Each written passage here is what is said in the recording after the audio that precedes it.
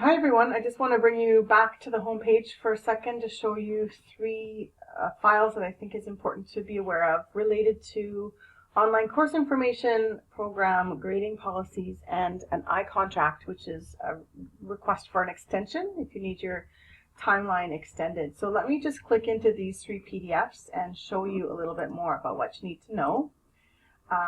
This is available for all courses through the School of Instructor Education, so they don't necessarily relate directly to the e-learning certificate. So I'll walk through each of these 5 points. For most students, these courses take an average of 55 to 65 hours to complete. That is true. The course is self-paced and you can complete up to 3 months. That is also true. We'll talk about extensions in a few minutes when I talk about iContracts. Point number 2 says taking a vacation from the course is not suggested. If you plan to be away from the course, please consider taking the course at another time. There is, for the most part, no reason why you can't be away from the course for short blocks, like a week at a time. So if you do need to be away, just be in touch with me so we can plan around that. Likewise, if you're going to be working on the course from out of town, that's absolutely okay too, as long as you're still connected to the course. But otherwise, just be in touch with me so I know what to expect from you. And if you are working with a learning partner, such as in Education 4150, then you will also need to make sure that they're available too. Courses may have deadlines throughout the 10 weeks. That's not the case in the e-learning certificate, but you need to set your own deadlines and keep them so that you can be ready for that final deadline that comes up after 3 months in the course. Point number 4, you will work with other students in Education 4150 and also potentially in 4152 when you build your own course. And we'll talk more about that in detail by Skype together, you and I. And the last point is that you will need access to a webcam and speakers, and that is true for the e-learning certificate. So let me now click on the second link for the second PDF, which is the program online grading policy. This is just talking about withdrawal deadlines. So if you click here, you'll find out withdrawal deadlines and also this iContract that I said I would mention, and we will look at an example of that. If you need more time, you're given 3 months from your date of registration. If you need more time, you can request up to 2 extra months with an iContract. So I'll show you that when I get into the next PDF, the third one. The deadline to withdraw is here. Coursework needs to be submitted by Moodle, so you're going to upload your assignments into the Moodle submission areas. Do not email them to me because I basically work through marking assignments in the order that they were submitted. So I want to make sure they're all coming to the same place. So please upload your assignments into Moodle.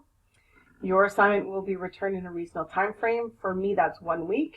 So if you submit on a Tuesday, you can expect me to give you feedback by the following Tuesday. If I'm going to be late, it'll just be a day or two, and I will make sure to email you to give you a heads up about that. Some information about grades, and then down below you actually see the grade breakdown, so the percentage that you need to get for the grades that are associated with it. Finally, the third PDF in the link is this iContract, and this is what you'll need to download and print. If you are requesting additional time, please also send me an email heads up so I know that this is coming from you. You're going to request more time and give me a little bit more information about what's going on for you. Excuse me. You'll fill this out, your last name, student number, first name, birth date, phone number, pretty straightforward. Check off which of the 3 courses that you're taking that you need more time. Don't worry too much about term and CRN, that's not critical. Course dates, your start date and your completion date, and then location is online, and my name, Joanne Brown. Then down here you're going to put down a new completion date that's within 2 months. So you're allowed 2 months from the issuance of the iContract to finish.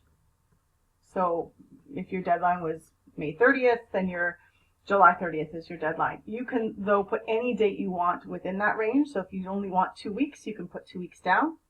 You sign it, then scan it to me, and I will sign it and date it and put a copy of it in your student file in the School of Instructor Education office so that everybody knows that you're not expecting to finish the course until the new completion date. If you don't submit anything or you don't complete the course by that deadline, we cannot move it any further, and you will have a mark of F inserted into your transcript, F grade. However, if you do complete everything and your assignments are all marked and you say earn A minus, then we simply switch the grade of I on your transcript to a grade of A minus. So it's completely erased once you complete the course. Okay, so hopefully that helps to give you some clarity on these 3 points: the course information, the grading policy, and the I contract. If you have any questions at all, you can always reach out to me and send me an email, and I'd be happy to clarify further for you. Okay, take care.